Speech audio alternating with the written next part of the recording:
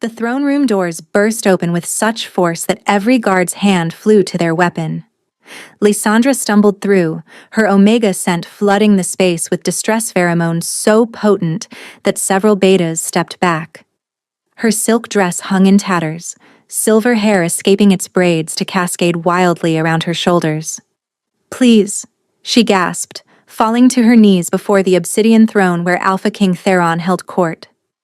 "I need sanctuary. Hide me, please, Your Majesty, before he—" The king rose slowly, his presence commanding instant silence from the 100 courtiers who'd been presenting petitions. Theron Blackmore was not known for mercy.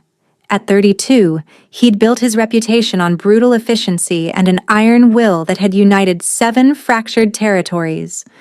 Yet something in this Omega's scent made his wolf stir, not with desire, but with an inexplicable need to protect. "Who pursues you?" His voice rumbled through the hall like distant thunder.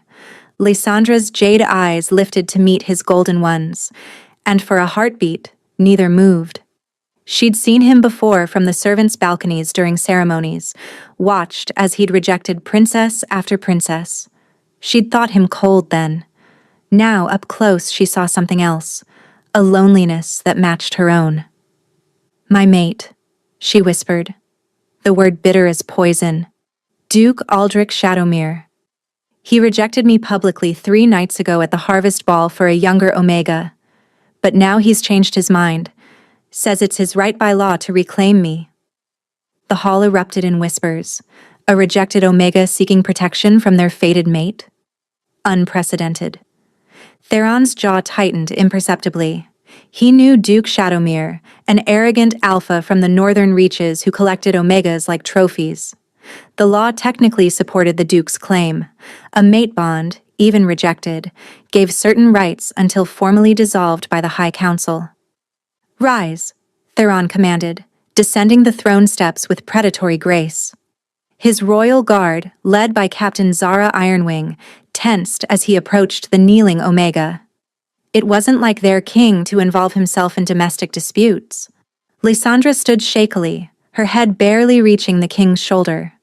This close, Theron caught her true scent beneath the fear. Winter jasmine and mountain snow, with something else that made his wolf pace restlessly. "You were part of the palace staff," he stated. He'd noticed her before, though he'd pretended otherwise. She was the healer's apprentice who hummed while tending the gardens, who left honey cakes for the guard wolves, who always seemed to vanish whenever he entered a room. "Yes, Your Majesty. I work for Master Healer Corvus." "And Shadowmere rejected you publicly?" Her chin lifted slightly, defiance breaking through desperation. "At the Harvest Ball 3 nights ago. Called me defective, said my scent was wrong, that I was too old at 26 to give him strong pups. He chose Lady Celeste instead. She's 17. Behind them, Minister Hadrian cleared his throat. "Your Majesty, while unfortunate, the law states—" "I know the law," Theron cut him off sharply. His eyes never left Lysandra's face. "Tell me, Omega, what exactly do you want from me?" She swallowed hard. 3 weeks. Just hide me for 3 weeks until the High Council meets. I can petition for formal dissolution then. Once it's granted, he can't force a claim. And if he challenges my interference? Then I'll face the consequences. But please, her voice cracked, I'd rather die than bear his mark after what he did. After he paraded that girl around, announcing how superior she was. Something dangerous flashed in Theron's eyes. Guard Captain Ironwing. "Yes, Your Majesty." "Prepare the Azure Tower. Our guest will be staying there." Gasps rippled through the crowd. The Azure Tower was part of the royal family's private wing, untouched since Queen Mother Seraphina's death 5 years ago. "But Your Majesty," Hadrian protested, "Duke Shadowmere will demand." "Let him demand," Theron said softly, his tone carrying enough menace to silence the hall. He turned back to Lysandra. "You'll be under my personal protection. Anyone who wants to claim you will have to go through me first." Before Lysandra could respond, the throne room doors slammed open again. Duke Aldrich Shadowmere strode in, his alpha pheromones aggressive and possessive, followed by 20 guards. His dark hair was perfectly styled, his clothing immaculate. Every inch the privileged alpha who'd never been denied anything. "I've come for my Omega," he announced, cold blue eyes scanning until they landed on Lysandra. A cruel smile curved his lips. "Hello, little mouse. Did you really think you could run?" Lysandra instinctively stepped backward, colliding with something solid and warm. She didn't need to look to know it was Theron. His scent, wood smoke and storm-swept mountains, enveloped her like armor. "Duke Shadowmere." Theron's voice was deceptively calm. "I wasn't aware we had an appointment." Aldrich's eyes narrowed, noting how close the king stood to his rejected mate. "No appointment needed when I'm collecting what's mine." "Stand aside, your majesty. This is a private matter." "Curious. 3 nights ago, you publicly declared this Omega unworthy. Your exact words, I believe, were defective goods I wouldn't breed with if she were the last Omega alive. My intelligence network is quite thorough." The Duke's face flushed. "A temporary lapse in judgment. The mate bond you rejected in front of 300 witnesses?" Captain Zara interjected, hand resting on her sword. "Rejection can be rescinded if unconsummated," Aldrich snapped. "The law is clear." "As is the law of sanctuary," Theron countered smoothly. "Any Omega who fears for their safety may seek royal protection pending formal review." "She's being dramatic. I would never harm." "You threw wine in her face," Lysandra interrupted, her voice stronger with Theron behind her. "Called me a barren waste. You had your guards drag me from the ball while everyone laughed." "Emotional outbursts aren't physical harm," Aldrich argued, though several courtiers muttered disapprovingly. "Besides, Lady Celeste has proven unsuitable. Too young, too flighty. I need a mature Omega." "How convenient," Theron drawled. "You need a mature Omega now that the child you chose bored you." The Duke took a threatening step forward. "Careful, your majesty. I have significant support among the northern lords." The temperature seemed to drop. "Are you threatening your king, Shadowmere?" Before the Duke could respond, Theron raised his hand. "But let's resolve this simply. The law states an Omega can choose to accept or deny a rescinded rejection, correct?" Hadrian nodded reluctantly. "Technically true, sire." "Then let's ask her." Theron stepped aside, leaving Lysandra exposed but somehow still protected by his proximity. "What say you, Lady Lysandra? Your mate wishes to reclaim you." The use of lady before her name sent ripples through the crowd. Commoners weren't addressed as such unless— "I refuse," Lysandra said clearly. "I choose sanctuary until the High Council can formally dissolve this bond." Aldrich's face contorted with rage. "You can't. You're mine by divine right." "Actually," a new voice interrupted from the side entrance, "that's where you're wrong." Master Healer Corvus entered, ancient robes sweeping the floor. At 90, he commanded respect from all. He carried an ornate scroll that made Hadrian's eyes widen. "What I hold here," Corvus announced, "is Lady Lysandra's true birth record, sealed by magic until her 26th birthday, which was yesterday." He unrolled the parchment slowly. "Lysandra Moonweaver, daughter of Lord Marcus Moonweaver and Lady Alara Starling, both deceased. Hidden as a commoner for her protection after her parents were killed in the territorial wars." The hall erupted. Lysandra's legs nearly gave out.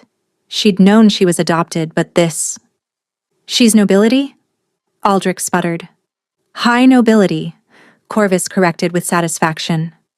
"The Moonweaver line is older than yours, Duke, which means she outranks you socially, and your public rejection of a noble lady without proper cause is grounds for immediate dissolution. The Moonweavers also carry unique gifts, including the power of permanent rejection, should they invoke it." The silence following Corvus's revelation was deafening. Lysandra's mind reeled. Noble blood? Her entire life had been a carefully constructed lie. She felt Theron's hand brush her elbow, steadying her without making it obvious. "This changes nothing," Aldrich snarled, though his confidence had cracked. "Noble or not, the mate bond." "The mate bond you publicly severed with a higher-ranking Omega?" Theron interrupted, Predator's smile playing at his lips. Lady Lysandra could demand satisfaction through combat if she wished. "I don't want combat," Lysandra said quietly. "I just want freedom." But Aldrich wasn't looking at her anymore, his eyes fixed on Theron with growing suspicion. "You knew. You knew who she was." "I suspected," Theron admitted casually. "The Moonweaver eyes are quite distinctive. That particular shade of jade is hereditary." "Then why?" Aldrich's expression shifted to cunning. "Unless you want her for yourself?" The accusation hung like a blade. Several courtiers gasped. Even Captain Zara looked sharply at her king. Theron's expression remained marble smooth. "I am protecting a member of my court who sought sanctuary." "Really?" Aldrich stepped closer, tone mocking. "The king who's rejected every Omega presented suddenly develops altruism? When she smells like—" He inhaled deliberately, eyes widening. "Interesting." Her sense changed. There's something else mixed in now. Lysandra flushed. She knew what he meant. Since Theron had stood near her, their scents had begun mingling in a way that suggested. "Enough," Theron commanded. "Lady Lysandra remains under royal protection. Challenge it formally if you dare." "This isn't over," Aldrich hissed. "The High Council will hear of this interference. And you." He looked at Lysandra with venom. "You'll regret this when you're still unmated and alone. No alpha will want Shadowmere's rejected leftovers." He turned to leave but paused at the door. "Oh, and your Majesty? Lady Celeste will be visiting court next week. As an unclaimed Omega of noble birth, I'm sure you'll extend her the same protection." After the Duke's departure, the throne room slowly emptied until only Theron's inner circle remained. Lysandra swayed on her feet. "Steady," Theron murmured, his hand finding the small of her back. "Corvus, is it true? About her heritage?" The healer nodded gravely. "Every word. Her parents entrusted her to me before the final battle. They knew they wouldn't survive but wanted their daughter to live free of the burden until she was old enough." "Why didn't you tell me?" Lysandra asked, voice small.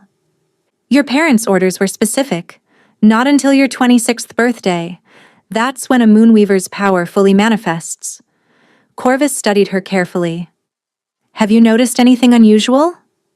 Dreams? Visions?" Lysandra's breath caught. She had been having dreams, vivid ones about a wolf with golden eyes protecting her from shadows. But that was before today. Before she'd even formally met. She glanced at Theron, who was watching her intently.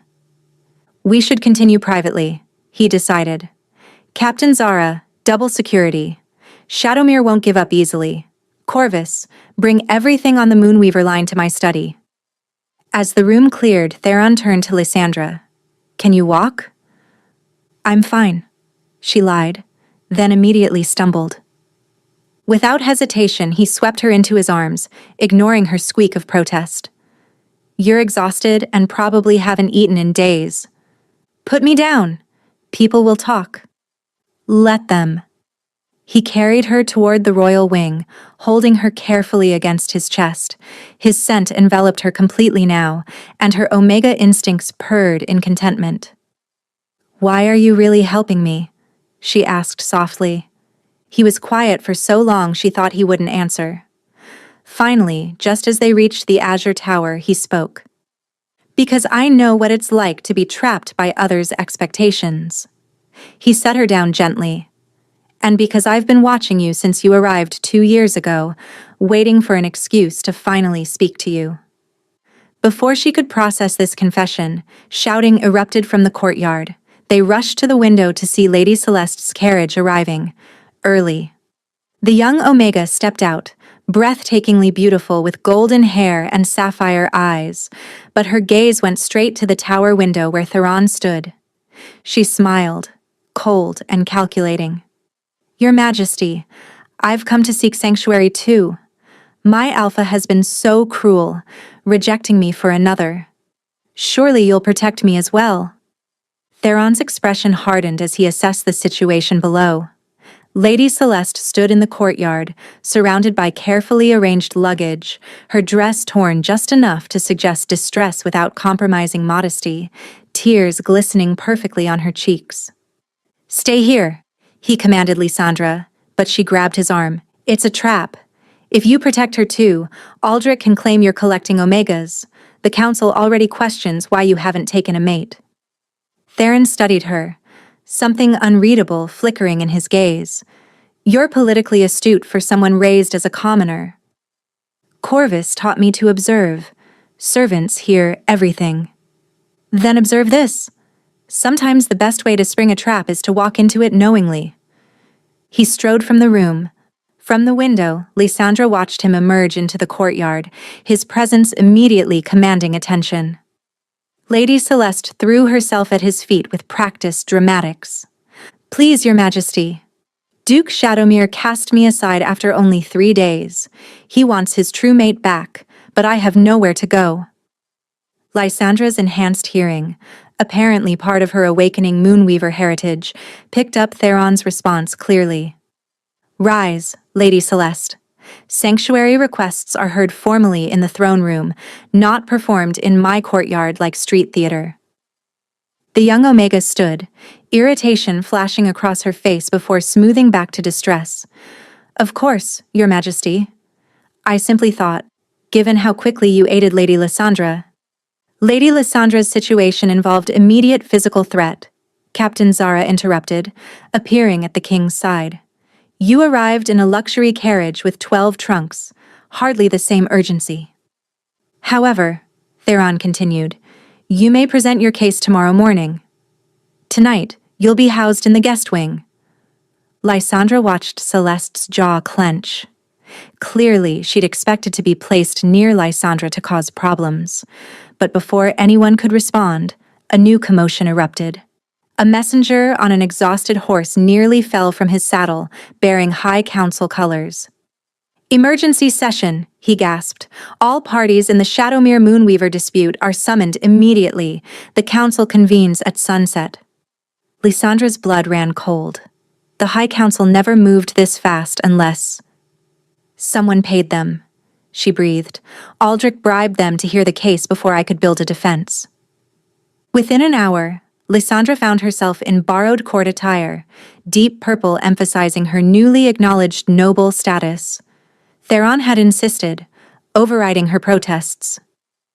"Image matters with the council," he'd said, then surprised her by fastening a delicate silver necklace around her throat. "This bears the royal seal. It marks you as under my personal protection." Now they stood in the ancient council chamber, 3 elderly alphas and betas presiding from raised seats. Duke Shadowmere stood opposite, Lady Celeste at his side in calculated display. "This is highly irregular," Chief Counselor Blackstone intoned. "Duke Shadowmere, state your grievance." Aldrich stepped forward smoothly. "I wish to reclaim my true mate, as is my right. The king has interfered unlawfully, and I suspect his motives are far from altruistic." "That's a serious accusation," Blackstone noted. "Your Majesty?" Theron's voice was ice-cold calm. "Lady Lysandra sought sanctuary. I granted it. The law is clear." "Ah, but which law?" Aldrich smiled triumphantly. "I've discovered something interesting. The Moonweaver line carries unique traits. Their Omegas can form secondary bonds if their first is severed. It's why they were hunted during the territorial wars." Lysandra felt Theron stiffen beside her. "I propose a test," Aldrich announced. "The bonding trial. If Lady Lysandra has begun forming a secondary bond with our king, which would explain his sudden protectiveness, then she's moved past our connection. But if our bond remains primary, she belongs with me. The bonding trial is ancient law, Counselor Blackstone said slowly. If invoked, both alphas must participate. The Omega's true bond will manifest. Both alphas? Theron's voice carried danger. I'm not claiming... Aren't you? Aldrich challenged. Then you won't mind participating. Unless you're afraid? The trap was perfectly sprung. If Theron refused, it would seem like admission. If he participated and no bond showed, Lysandra would be forced back to Aldrich. I need a moment with my ward, Theron requested. Granted 5 minutes, they retreated to the antechamber. Lysandra was trembling. What's a bonding trial? Theron's jaw clenched tight. Both alphas release their full pheromones simultaneously. Your Omega nature will respond to whichever bond is stronger. It's invasive, humiliating, and once demonstrated, unbreakable legally. So if I respond to Aldrich, you'll be his immediately. Theron's eyes blazed. But there's something else. If you respond to me instead? A secondary bond, she whispered, understanding dawning. But we've barely interacted. How could... Sometimes bonds form without our knowledge, waiting for the right moment. He met her gaze. You feel it too. This pull between us. Since the first day you arrived 2 years ago, he admitted. But I never acted because you were... I thought you were common born. I couldn't subject you to the court's cruelty. And then when Shadowmere claimed you, his hands clenched. I nearly killed him at that ball. They returned to find an ancient ceremonial circle drawn in salt and wolfsbane. The burning herbs would intensify whatever bonds existed, making them impossible to hide. The rules are simple, Blackstone announced. Both alphas stand at opposite edges, the Omega in the center. When the moon bell tolls, both release their full pheromonal presence. The Omega's response shows the true bond. This is archaic, Theron protested once more. Wishes change. Biology doesn't lie, Aldrich interrupted smugly. Lady Celeste watched from the gallery with barely concealed excitement. Other nobles had gathered, drawn by scandal's promise. Lysandra noticed Corvus gripping his staff with white knuckles. Take your positions. Lysandra stood in the circle's center, heart pounding. Theron positioned himself to her left, controlled fury radiating from every line of his body. Aldrich stood right, confidence oozing from every pore. When you feel your true bond pull, walk to that alpha. Fighting will only cause pain. The moon bell tolled. On the third strike, both alphas released their pheromones. The effect was instantaneous. Aldrich's scent, pine and winter frost, slammed into her like a remembered nightmare. Her Omega instincts recoiled violently, but a poisonous thread remained, the remnant of their severed bond trying to reassert itself. Then Theron's scent hit. Wood smoke, mountain storms, and something that sang to her soul. Her wolf surged forward, desperate to reach him. But she forced herself still, letting both scents battle within. Interesting, Blackstone murmured. She's fighting both. Lysandra's body shook. The conflicting pheromones were tearing her apart. She fell to her knees, whimpering. Stop this, Corvus shouted. You're hurting her. The trial continues until she chooses, Blackstone stated coldly. Through her pain, Lysandra heard Aldrich laugh. See? She still feels our bond. Come to me, little mouse. But then Theron spoke, cutting through everything. Lysandra, look at me. She raised her head, meeting his honeyed gaze across the circle. What she saw there stole her breath. Not just desire or possession, but genuine fear for her, rage at her pain, and something deeper that looked like devotion. I won't force you, he said softly, though she knew the effort of restraining his pheromones while Aldrich pushed harder must be excruciating. Choose freely. Whatever you decide, I'll ensure you're protected. His willingness to let her go, to prioritize her choice over his obvious desire, it shattered something inside her. The Moonweaver power Corvus had mentioned blazed to life, her eyes glowing with ethereal jade light. She stood slowly, power radiating from her frame. When she spoke, her voice carried otherworldly resonance. You rejected me, Aldrich Shadowmere. You severed our bond with cruelty and malice. By the ancient laws of the Moonweaver line, I reject you thrice in return. Aldrich staggered as if struck. That's not possible. Once for the humiliation. She walked toward him.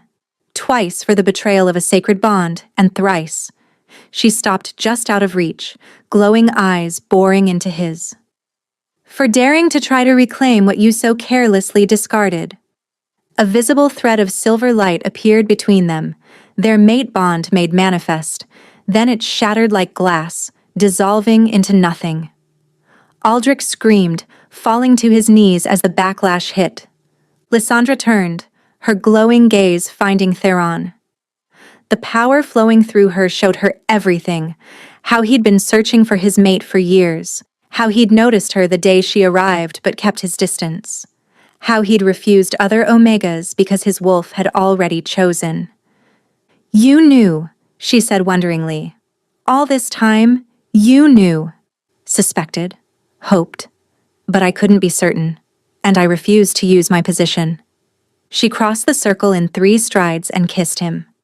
The moment their lips met, a new bond exploded between them, not twisted and possessive like Aldrich's, but golden and warm and right.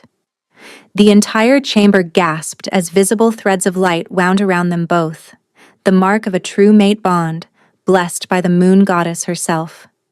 When they broke apart, Lysandra's eyes had returned to normal, but Theron's glowed gold. Well, Blackstone cleared his throat, that's definitive.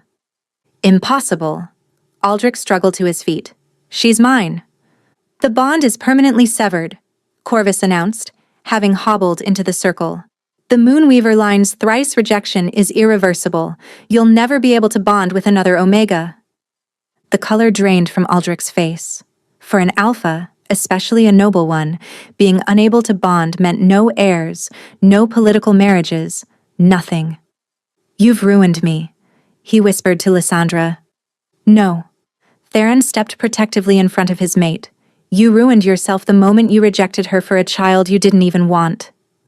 Lady Celeste was trying to slip away unnoticed, but Captain Zara caught her. Not so fast. You're going to explain your role in this scheme. The interrogation revealed everything. Lady Celeste, desperate for status, had agreed to seduce Aldrich away from Lysandra in exchange for a generous settlement once he reclaimed his true mate. They'd planned to keep Lysandra as essentially a breeding slave while Celeste enjoyed the privileges of being the Duke's public consort. It would have worked, Celeste spat, all pretense gone, if the king hadn't interfered. Everyone knows she's just a servant playing dress-up. Careful, Theron warned, voice lethal. You're speaking about my mate and future queen. The reality hit the room. The unmated king who'd rejected every eligible Omega for years had just publicly soul-bonded with a woman who'd been a servant until hours ago. The noble houses will revolt, Hadrian muttered. A Moonweaver, Corvus corrected firmly. One of the oldest bloodlines. Her parents were heroes who died protecting this kingdom. Besides, Captain Zara added with a smirk, anyone who wants to challenge the king's choice can face him in single combat. As the council dispersed and Aldrich was dragged away to face charges, Theron led Lysandra to a private balcony overlooking the city. Are you all right? He asked softly, fingers gently tracing her face. The trial, your powers awakening, the bond. She leaned into his touch. I've been better. But also, never this good. She looked up at him. How long have you really known? Known? Only when you kissed me. Suspected? When you'd been here about a year. Hoped? From the moment you smiled at that guard puppy who'd gotten lost and helped him find his way back? That was my first week, she said, surprised. I know. When you smiled, my wolf nearly took control. I had to leave court for 3 days to regain composure. Is that why you avoided the healing wing? Desperately. Your scent is intoxicating. Always has been. He pulled her closer. But I convinced myself it was just attraction, that I had no right. You were under my protection as a palace servant. The power imbalance would have been wrong. So you rejected all those omegas instead? None of them were you. He said it simply, like the most obvious thing in the world. My wolf knew. Lysandra cupped his face. We're idiots, aren't we? All this time wasted. Perhaps. Or perhaps this was exactly how it needed to happen. He kissed her palm. You needed to discover who you are, and I needed to prove I wanted you for you, not your bloodline. And now? Now, he smiled, transforming his usually stern face. Now I court you properly. Just because we're bonded doesn't mean you don't deserve romance. Theron, let me do this right, he murmured against her lips.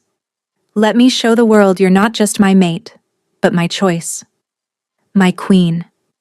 My everything. Before she could respond, Captain Zara appeared, looking amused. Your Majesty, we have a situation.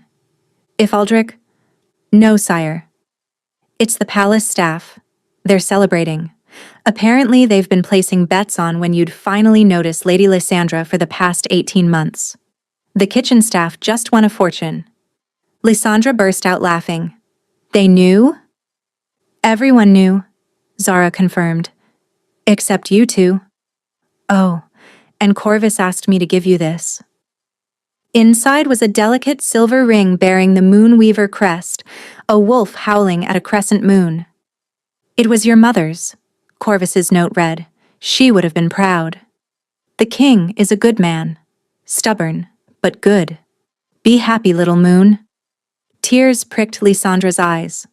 Theron gently took the ring and slipped it onto her right hand. Until I can put a proper bonding ring on your left. I don't need... I know. But I want to give you everything anyway. Will you let me? Looking into his eyes, seeing the vulnerability, the hope, the love he'd been hiding, Lysandra knew her answer. Yes, she whispered. Yes to all of it. As he kissed her again, the moon rose full and bright, blessing the union fate had always intended. Below, howls rose in celebration. The unmated king had found his queen, and she had found her home. 6 months later, morning sun streamed through the royal chambers where Lysandra lay wrapped in silk sheets and her mate's arms. You're awake, Theron murmured against her neck. The ceremony is today, she reminded him. Our official coronation. They can wait. He pulled her closer. I'd rather stay here with my queen. Not queen yet, she laughed. You've been queen since the moment you stood up to Aldrich. Today is just paperwork. A knock interrupted. Your Majesties, Captain Zara called. Corvus insists you need breakfast. He's threatening to break down the door. He's 90 years old, Theron called back. The door burst open with magical force. Corvus strode in, averting his eyes. Moonweaver magic runs in my family too. Distant cousin. Now up. Half the kingdom has come. As they dressed, Lysandra in elegant silver, Theron in black and gold. Corvus updated them. Every noble house is represented. They're curious about the Omega who broke Duke Shadowmere. How is Aldrich? Lysandra asked, surprised to find she felt only pity. Exiled to the far territories. Still unbonded. That's permanent. But I heard he's taken up scholarship, studying ancient texts about mate bonds. Perhaps he'll find redemption in knowledge. And Lady Celeste? Working as a governess. Honest work for honest pay. The throne room had been transformed with silver and gold banners, moonflowers, and mountain roses. As they entered, Lysandra saw familiar faces, palace servants she'd elevated to positions worthy of their talents. The ceremony was beautiful but anticlimactic. The restructured High Council pronounced their blessing. Lord Whitmore, the new chief counselor, placed the crown on her head with genuine respect, As tradition dictated, the new queen could make 3 royal decrees. Lysandra stood and addressed the assembly. First, I decree that sanctuary laws be strengthened. Any wolf seeking protection from an abusive mate shall receive it, no questions asked. Murmurs of approval rippled through the crowd. Second, rejection of a mate bond becomes permanent and irreversible after 24 hours. No more games. Louder approval, especially from Omegas. And third, the old bloodline hierarchies are dissolved. Noble or common, all wolves will be judged by their actions, not their birth. The room erupted. Shocked gasps, then applause starting with servants, spreading to younger nobles, eventually even elderly lords nodding approval. Later at the feast, Corvus approached. Bold moves. Your parents would be proud. No regrets? He asked gently. Lysandra thought about it. 6 months ago, she'd been a terrified Omega running from a cruel mate. Now she was queen, mated to a man who loved her beyond reason, changing laws that had hurt so many. How could I regret the path that led me here? As if sensing her gaze, Theron looked up, face lighting when he saw her. He excused himself and approached. Dance with me? Forever, she promised. As they swayed together, Theron whispered, I have something to tell you. Corvus confirmed it. The increased appetite, heightened senses, your scent changing. Her eyes widened. We're having a pup, he confirmed, hand moving protectively to her stomach. Part Moonweaver, part Blackmore, fully loved. Tears of joy spilled down her cheeks as she kissed him. The crowd erupted. Their queen was pregnant, the succession secured. That night on their balcony, watching the city celebrate, Lysandra marveled at her journey. Do you ever think about how different things might have been? She asked. Theron pulled her against his chest. The thought of you with him. Perhaps the moon goddess knew what she was doing. So you could catch me when I fell? So we could catch each other. I was falling too, into darkness. You saved me as much as I saved you. She turned in his arms. Then we're even.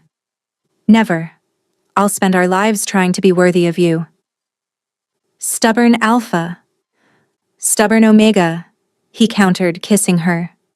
As the moon rose, the same that witnessed her desperate flight 6 months ago, Lysandra sent up a prayer of gratitude. The rejected Omega had become a queen. The broken bond had led to a stronger one. The sanctuary she'd begged for had become home. And the Alpha King who'd hidden her? He'd given her protection, purpose, and love that would last forever. What he did next really had changed everything.